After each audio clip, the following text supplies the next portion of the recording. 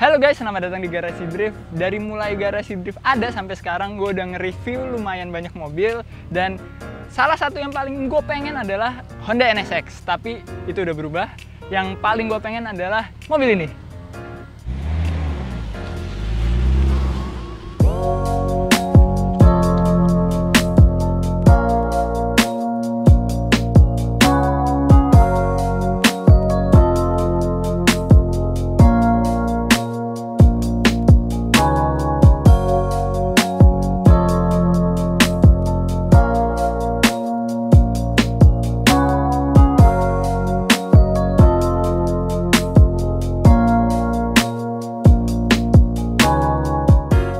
Ya, ini adalah Nissan GT-R R32 atau BNR R32 biasanya disebutnya.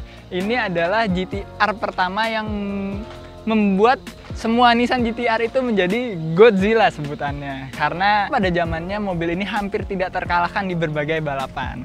Nah, kita lihat aja yuk gimana sih mobil ini dari mulai eksteriornya dulu.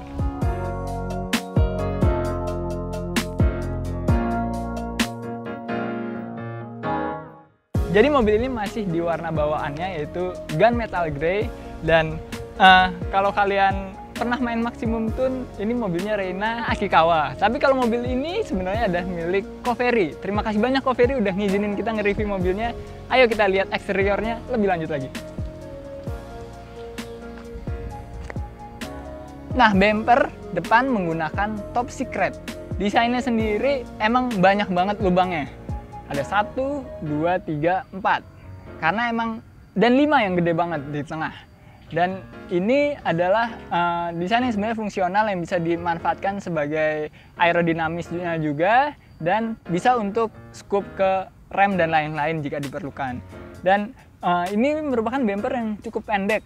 Kalau dari desain keseluruhan ya, bumpernya ini jauh lebih pendek daripada side skirt dan bumper belakang sekalipun. Nah, yang gue suka dari desain bumper ini yaitu lebar lubang yang untuk intercoolernya ini lebarnya sama intercoolernya sendiri. Ini jarang banget gue temukan ya. Kalau di Silvia gue itu lubangnya lebih gede daripada intercoolernya. Dan ini sampai ke dalam lubang yang kecil ini juga pas banget ukurannya sama dalamnya intercooler. Nah, untuk lampunya udah pakai proyektor. Dan ada satu yang gue suka. Ini kelihatan Jepang banget karena warna kuningnya bener-bener warna kuning, bukan lampu sennya itu bukan yang kalau nyala doang jadi kuning gitu. Jadi ini oke banget sebenarnya.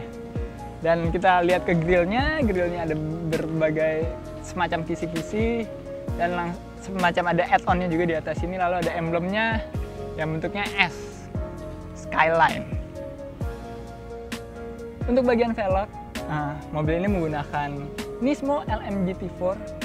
Lebar 9,5 rata depan belakang dengan dibalut dengan ban Yokohama Advan Neva 265, profilnya 35. Nah, ini menurut gue adalah komposisi yang paling pas untuk sebuah Nissan GT-R R32. Dan untuk remnya masih menggunakan bawaannya tapi udah Brembo. Jadi bawaannya udah Brembo. Dan di bagian fender di belakang ban depan ini ada logo GT. Gue juga nggak tahu nih. Nggak ada R-nya soalnya, GT ini maksudnya apa. Nah, masuk ke bagian side skirt. Jadi mobil ini memiliki ground clearance yang cukup tinggi ya. Mungkin emang depannya lebih pendek, tapi tengah aman gitu, nggak akan kena posisi tidur. Velg belakang sama kayak velg depan, selebar-lebarnya juga sama karena mobil ini all-wheel drive, jadi offset, terus lebar ban, lebar velg itu harus sama semua. Nah, yang menariknya di GT-R, bedanya sama yang GTS adalah wide body.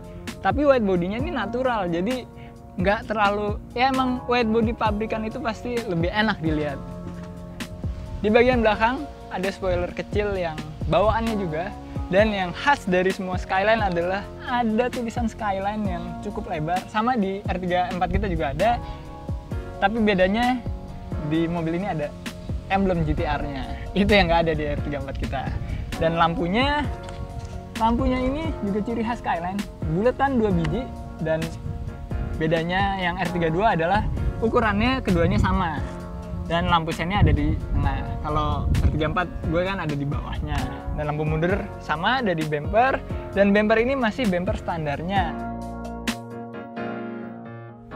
Dan yang terakhir untuk bagian belakang, knalpotnya menggunakan HKS. Sekarang kita lihat aja yuk interiornya.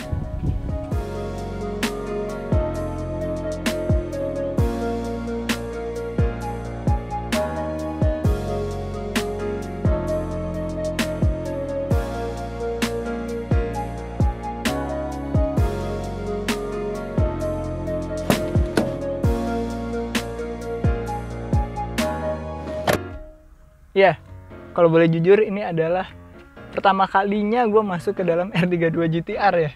Selama ini R34 udah pernah, R32 yang belum pernah. Nah, yang paling menarik perhatian adalah instrumen clusternya. Unik banget karena nyalain wipernya di sini, nyalain lampunya di sini. Tapi lampu sen tetap sih di belakang setir.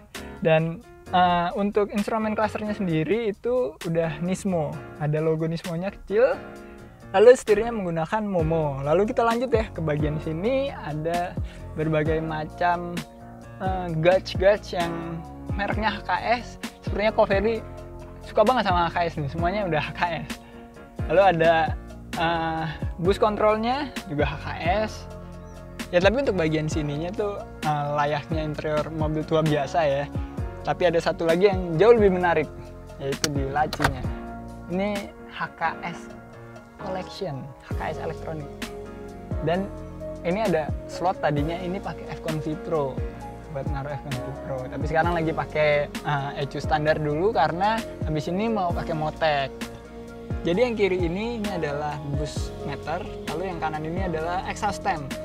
Dan menurut Covery ini adalah barang yang paling langka di mobil ini.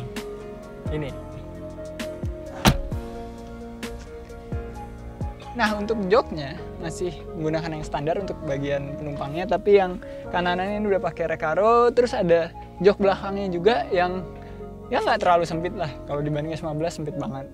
Dan di belakang ini ada roll bar bolt on yang tadinya ini sampai depan katanya, cuma yang depannya dicopot. Ini justru malah jadi terlihat street car banget. Gue suka banget stylenya. Oh ya, roll bar ini mereknya adalah Cusco dan ini juga udah FIA.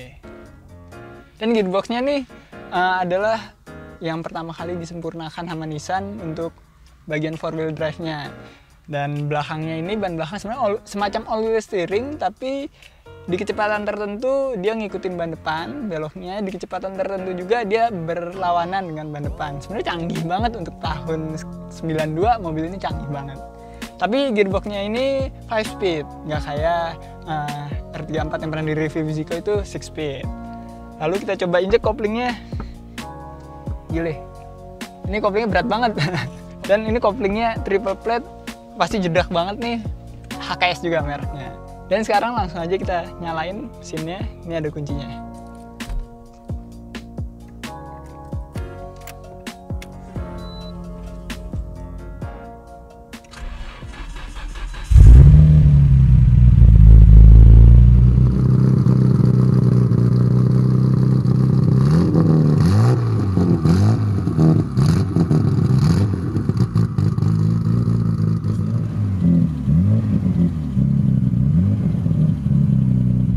Ya kurang lebih kayak gini suaranya, tapi gue nggak bisa geber lebih dari 3000 rpm karena moteknya belum di-tuning yang gue bilang tadi itu. Sekarang kita lihat yuk mesinnya kayak gimana.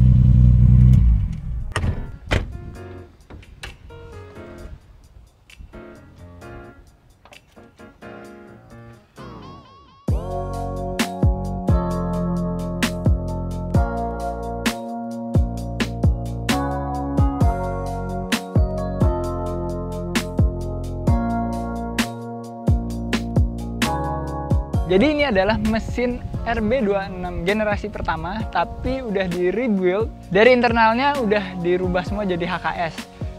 Piston, conrod, crankshaft, terus bahkan gasket, buat ke head juga, camnya juga udah HKS. Jadi mesin ini RB26, bukan RB26 Nissan lagi kayaknya, udah RB26-nya HKS. Lalu pakai turbonya masih menggunakan twin turbo, tapi ganti turbo jadi GT30 dan masih menggunakan airflow. Filternya pun HKS, jadi emang hampir semuanya di mobil ini HKS. Dan banyak banget modifikasi-modifikasi lain yang udah dirubah di bagian mesinnya. Gak bisa gue sebutin satu persatu karena banyak banget yang udah dirubah. Intinya, mobil ini mungkin kalau udah di-tuning menggunakan moteknya udah bisa 400 sampai 500 HP mungkin, bahkan lebih. Gila ya, untuk 2600 cc bisa sampai segitu. Gue pengen banget suatu saat mungkin S15 atau Skyline kita yang tadinya RB25 itu diganti jadi RB26, karena ini mesin yang legendaris banget menurut gue dan Zico. Mohon maaf, gue nggak bisa nyobain mobilnya, gue nggak bisa ngasih impresi tentang seberapa besar tenaga mesinnya juga. Suatu saat kalau udah di-tuning, gue mau minta izin sekali lagi ke Ko Ferry untuk nyobain mobilnya. Sekali lagi terima kasih banyak Ko Ferry udah mengizinkan kita nge-review mobil ini. Ya menurut gue itu cukup, keep driving safe and goodbye.